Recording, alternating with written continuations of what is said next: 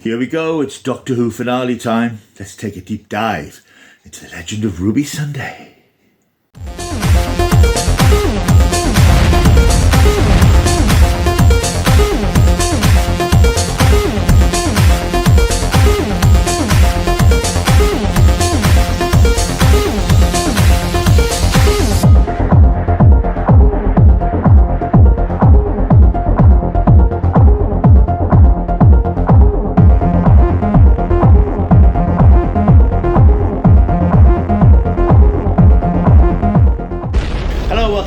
To my world of stuff. My name is Paul Matt. Yes, here we go. It's finale time. Already very close now to the end of the first Ncuti Gatwa season of Doctor Who.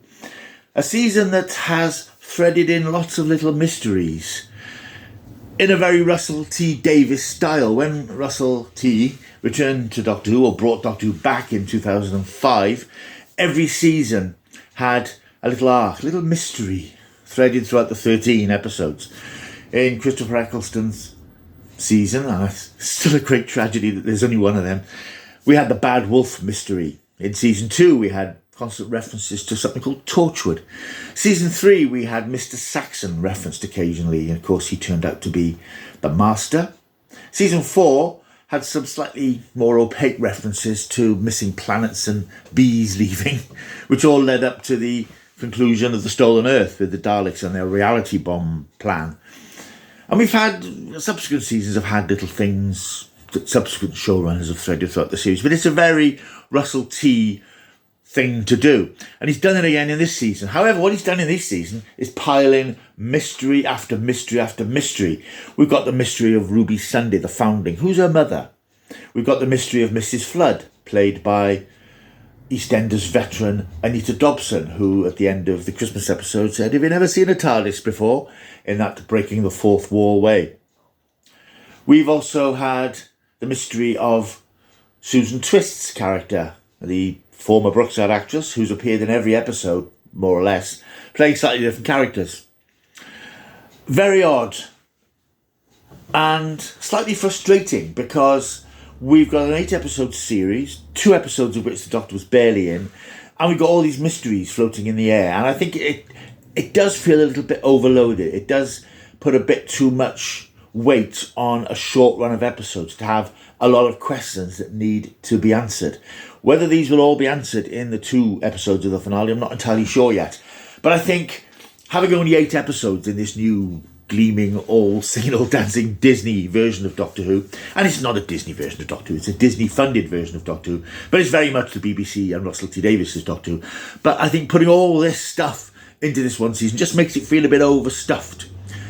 And as I said, with Ncuti Gatwa more or less missing from 2 episodes, it's been difficult for him to find his feet properly and for him to establish himself, because the audience is, certainly the fan audience, is thinking, well, what does this mean? What does that mean? And instead of allowing the Doctor to bed in and find his feet before being hit with these great mysteries, the mysteries are front and centre, and the new Doctor is not exactly pushed to the side, but isn't as much of a priority perhaps as you would expect in a first season. Minor criticisms, but I think the days of 13-episode seasons of Doctor Who are clearly long gone. And I think in the future, because there is a future for Doctor Who, despite what the naysayers may bang on about constantly on YouTube, I think that it might be an idea to sort of dial back on so many mysteries. I think it's always nice to have things seeded into episodes that mean that the episode is about more than just that. There are other things going on. But I think it's just been overloaded this year in a short run of episodes, in a new Doctor's first run. I think it doesn't help him bed in properly when there's so much other stuff and noise and chatter going on around the episodes themselves. And I think perhaps it would allow a bit more focus on the episodes to solidify what have been this year a decent run of episodes, but occasionally not quite as sharp and focused as they should have been. Perhaps because there was too much sort of time and effort spent on developing the backstory stuff. Just my quick 2 penn'orth. So, The Legend of Ruby Sunday, which aired yesterday on BBC One, and of course was on the iPlayer from midnight. That's a great episode. I really enjoyed this. It's an unusual episode because it's funny because one of the criticisms I always fling at Stephen Moffat's era of Doctor Who is that it was always people talking in rooms, chamber pieces of people yapping back and forth to one another. And that's pretty much exactly what we got here. Different series, I cared about what they were talking about, and it was interesting. And the episode had this sense of foreboding and dread and things coming to a head. And there was a progression and a momentum to the narrative that I felt often wasn't there in the past, where it was just people trading quips and outsmarting one another. Here, from the very beginning, you felt that things were moving to some sort of climax or conclusion, because it was very much a setup episode, setting up what's to come next week, which from the couple of little clips we've seen look pretty apocalyptic and action-packed. Because there wasn't much action in this episode, it has to be said, unless you count a very quick clip of Bonnie Langford getting on a scooter and riding up an alleyway. That's the only sort of thing remotely approaching an action scene. However, that doesn't mean it wasn't exciting, doesn't mean it wasn't tense, doesn't mean it wasn't thrilling. I thought it was a thrilling episode. It kept me, well, it didn't keep me on the edge of my seat because I don't sit on the edge of my seat, but it's the sort of episode that you're sort of gripped by and wrapped by, because you want to see where this is all going. You want to see how this puzzle box that has been put into place across the season is going to come together. And I think it starts to come together. The story as it is in this episode then is the TARDIS arrives, doesn't materialise, flies through the air, arrives at Unit HQ, which we saw established in the Giggle last year, for a reunion with Kate Lethbridge-Stewart, where the Doctor wants Unit's help in tracking down this mysterious woman who's been appearing in various forms throughout his more recent adventures with Ruby. He also wants help with finding out a bit more about Ruby's past and finding out about Ruby's mother. We're instantly sent down a couple of misdirects in this episode, where the Doctor discovers that the woman in charge of Triad technology, which incidentally was seeded into the Giggle last year when Mel mentions that the tech being used at Unit is Triad tech. Grussell plans this stuff quite well, you know. We discover that her name is Susan Triad, and the Doctor jumps to the conclusion perhaps that his granddaughter's called Susan, and this is alien technology or high tech. Is it something to do with Susan? And of course this itself was sort of seeded in the Devil's Cord, where the Doctor spends a minute or two telling Ruby that his granddaughter Susan is across there in London somewhere in the 1960s. So I think this built up a lot of anticipation that there was going to be some big reveal about Susan being in this episode, and Susan being the mystery woman perhaps, or Susan being somehow involved. Now, I've been looking online slightly at some of the fan reaction. I haven't looked too deeply into fan theory, because I like to go into this stuff, especially when it's being built up across episodes. I like to go in with an open mind. I don't like to be polluted by other people's theories, if you like. And I haven't even sat down and thought myself, could it be this, could it be that? Because I just want to see it happen. I'm quite well aware that this could have been Susan. I'm quite well aware of certain other things that were sort of being suggested in this episode. But I didn't look too deeply into fan theory. But I certainly gathered that there was a lot of chatter online about Susan. And that's something this episode played into, whether consciously or not, of course, because these episodes were made a year ago. As the story then progresses, we look into the second mystery, the mystery of Ruby and her mother. And by a convenient piece of time technology that Unit has, 10 floors down, its time window. And it's interesting. It's sci-fi gubbins, really, that they're able to sort of boost the signal on an old VHS videotape to recreate the moment in time via CCTV. It's all very sort of flung together, sort of Heath Robinson type sci-fi, but it sort of works within the crazy world of Doctor Who. So the Doctor and Ruby are able to go back to the moment when Ruby was abandoned, and we see a sort of a recreation of the events of the church on Ruby Road with the mysterious woman in black. We see the Doctor arrive, and the Doctor and Ruby are bystanders, they're observers, they can't get involved, but they're hoping to get a better view of the woman to find out who Ruby's mother is. But then something goes strangely wrong. A strange whirling cloud appears, consumes the Unit colonel who's been sent alongside the Doctor and Ruby to investigate what's going on, and he's turned to sand, which I suppose might be a slight clue to where we're going with this. The Doctor decides he has to meet Susan Triad. It's quite clear that Susan Triad doesn't know who she is either. The Doctor confronts her about her past experiences. She tells him that she's been having nightmares. The classic line only Doctor Who could have. Do you remember being an ambulance? No other series could have a line of dialogue like that. But she's troubled and she's worried, and she's making this presentation about this new piece of technology that she's wheeling out. And then something quite terrible happens. The reveal is, of course, as we now know, spoiler if you haven't seen the episode, by the way, of course, that the creature behind all this is no less than Sutekh, the godlike monster who we previously saw way back in 1975 in the Pyramids of Mars. What's amusing about this, of course, is this whole season has been new. A new Doctor, new foes, a new way of telling stories, supernatural, and I suppose Sutekh has a sort of supernatural feel and plays into that. So having not brought back the Daleks or the Cybermen or the Master or the Rani or any old elements of Doctor Who, this series climax hinges on a massive piece of old Doctor Who continuity, which will have completely baffled new viewers. I'm sure it will have completely baffled the Disney Plus audience. But I think in terms of the continuity, it would baffle them. But I think for a new audience, wow, this is a big, horrible villain. The fact that it is a link to the Doctor's past wouldn't matter to them at this point, and that's something they will probably find out later on. But yeah, it was a great reveal, really well done, with some great music from Murray Gold. He really excels at these sort of big, powerful, dramatic moments. Russell T Davies excels at this build-up to something huge that's coming. And in fact, Murray Gold did a little misdirect again when we were just about to discover who's behind it all. He played in a little bit of one of his Master themes from the David Tennant era, which made you think, oh, could be the Master? Is this something to do with the Master? But that would have been a bit too obvious. No, Russell's gone into a much deeper dive and brought back Sutekh from the 1970s in a new giant jackal wolf CGI form that's wrapped itself around the TARDIS and recreates the classic Tom Baker era line, I bring Sutekh's gift of death. I bring Sutekh's gift of death to all humanity. It is, to an old Doctor Who fan like me, spine-tingling, because it connects you back to the classic series again in ways that you didn't really think you were going to get, particularly this season. So I really enjoyed this episode, is what I'm saying. I am conscious of its unusual structure because it is half a story. In some ways, it's not fair to judge it on half a story because there's half a story to come. It's like reading half a book and saying, well, that was great. You have to get the whole thing. And I think that the final assessment of this episode, this story, will depend on Part 2, Empire of Death, which plays out next week. But on its own terms, I thought this was a terrifically well put together episode. As I say, the structure is very odd in that it's very much a chamber piece. Most of it set in Unit HQ.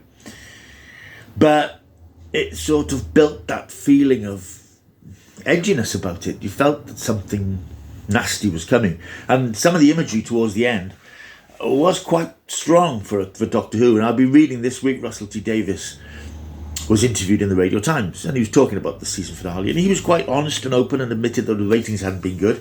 But he was saying that he was tasked, when coming back to the series, to make it simpler and younger. I don't see that from some of the episodes that we've had this year.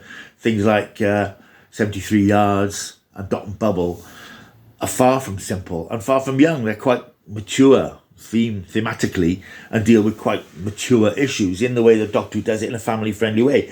So I don't feel that he's made the show younger, but he says that the younger demographic has come up a little bit. And that's great, because I think Doctor Who does depend on having a bedrock of a young audience who then follow it through into adolescence and maturity.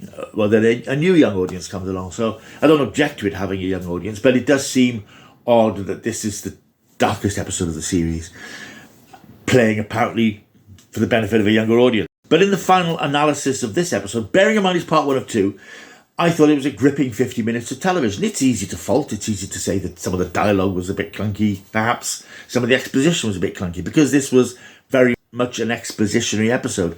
But there's a lot going on here, and I must mention, of course, that brief appearance by Mrs. Flood, Anita Dobson, who showed her true colours when she's left behind to look after Carla Sunday's mum, Ruby's grandmother, and suddenly gets a little bit dark and threatening. All that's still left to be revealed, and I don't even know if that's going to be resolved in this series, because I understand that she appears in the next series to some degree, so I don't entirely know if this is a thread that's going to carry on as a side issue to the Sutekh reveal.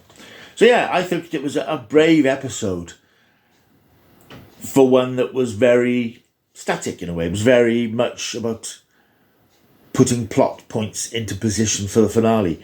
And I think it worked fine. It was a big, bold, ambitious, typical bombastic Russell T Davies setup for a typically bombastic, I suspect, Russell T Davies finale. But it's so nice to have Doctor Who back being this exciting again. It's been a good season. I think it's been a pretty good season. But one thing I will point out, a little spoiler here for when I do my review of the whole season, hasn't always been very exciting. It's been fun to watch. It's been very colourful. It's been decent Doctor Who, but it hasn't had that kick in the pants that you sometimes want to make you really think, wow, this is really exciting. And it hasn't always been exciting, this series. This episode, for me, was the most exciting Doctor Who's been since, by far, Part 1 in Jodie Whittaker's second season. That first episode of that two-part story is, for me, one of the great Doctor Who episodes. And I know people were going, wow, Chris Chibnall. I think that was a nicely structured episode. It made some great use of some fantastic locations across the world, which is another point I'll be coming to in my season overview. It looked big, it looked huge, and of course it had that massive reveal of Sacha Dhawan as the Master with the music by Sega Nakanola building up in the background, and it was really powerful, thrilling stuff with the reveal of the Master. This was up there with that in terms of excitement of bringing back a classic old villain in an exciting new dynamic style. In terms of the look of the episode, again, I'm going to say I don't feel that Disney budget on screen all the time. Yes, the unit set looks fantastic, but that was built for the specials. And I think, particularly in the scenes where you have Susan Twist making this big speech to the world, and she even makes the point, why couldn't we have had an audience? Because she's there in an auditorium talking to these empty seats. And I think by drawing attention to that, it makes you realise that couldn't they have afforded a couple of dozen extras? I would have done it. To sit there and look in awe at what she's saying. It made the episode seem, despite the big cast of characters, that particular scene needed to be more populated to make it more believable. Because I think that this figure of Susan Triad, and I did admire the little dig at Theresa May with her embarrassing dancing as she came on stage. I think it would have made that character bigger and had more heft if she'd been talking to people rather than on a camera and empty seats. Because you sort of think, well, why are you holding this event in an auditorium with no people in it? You could have just done it in a studio. So that, for me, is again an example of the show this year, despite its inflated budget, not always putting it on screen. But that's just me, I suppose. But no, all in all, I thought that this was a fine episode, a really interesting setup. But as with all setups, it all depends on what happens next week. Now, Russell didn't always stick the landing first time round. I think it's generally agreed that Last of the Time Lords, the finale to season 3, was a bit of a letdown in comparison to what had been built up throughout the season. But I think generally his finales have been pretty epic. And I'm hoping, certainly as I said, from what I've seen from the clips that have been released so far, it looks like it's going to be pretty damn cool. So there we are. Sutik is back. Hurrah! Next episode, there is some mystery about an old woman on an alien planet. Russell T Davies has teased this in the online Doctor Who podcast, which I don't watch, but I do look at the little clips at the end, because they're teaser clips, and Russell T Davies introduces it. And he makes reference to an old woman on another planet, and there is a trailer you see an old woman approaching the TARDIS. I think, and I may well be wrong here, I may well have fallen to a misdirect, but I think they're having put a spin on Susan, and I think Russell even mentioned in the Unleashed behind the scenes thing that Susan, for all her importance to Doctor Who in its early days, really hasn't been mentioned apart from an appearance in The Five Doctors, which itself was 40 years ago.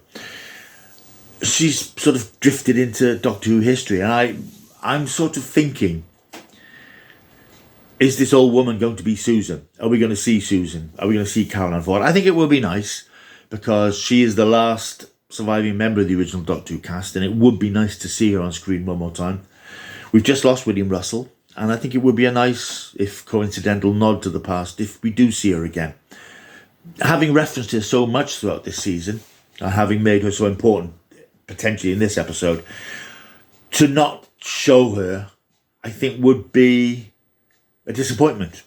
Now, I'm not building myself up. If it doesn't happen, it'll be it's a missed opportunity, because there's probably not going to be an opportunity to see her again. It won't particularly spoil things, but I think it will be a nice way of rounding off this return to the lore of the character by having her make a brief appearance at the end. I don't know. It's what I suspect may be waiting, but Russell has a way of pulling the rug out from under her, so we shall have to wait and see. I was tempted not to rate this episode because it is part 1 of 2, but I'm going to rate it anyway because what the hell. I'm going to give it 9 out of 10. A 9 out of 10. Now, I'm conscious of issues people have had with it, but for me, I just thought it was a fascinating, enthralling piece of proper Doctor Who. Thumbs up. Thank you very much. Right. Why not let me know what you thought of the episode? The usual rules apply. I will hold all the comments and review them. So if you put "it was shite as normal," "Doctor Who's dead," you're wasting your time, because I'll just delete those comments. But if you've got a constructive comment to make, whether it's positive or negative, why you didn't like the episode, or why you did like it, that would be great. I would love to read those sorts of comments. And by and large, that's what I've been getting lately. I think the message is getting through. So yeah, please leave a comment about the episode. It'd be great to hear from you. If you like this video, and I can't see any reason why you wouldn't have, why not like and subscribe to this channel? There's more Doctor Who content coming. And especially over the next week or so with the series wrapping up, there'll be a few videos here and there. So yeah, like and subscribe, leave a comment down below. I will see you soon. Until I do, keep taking that stuff.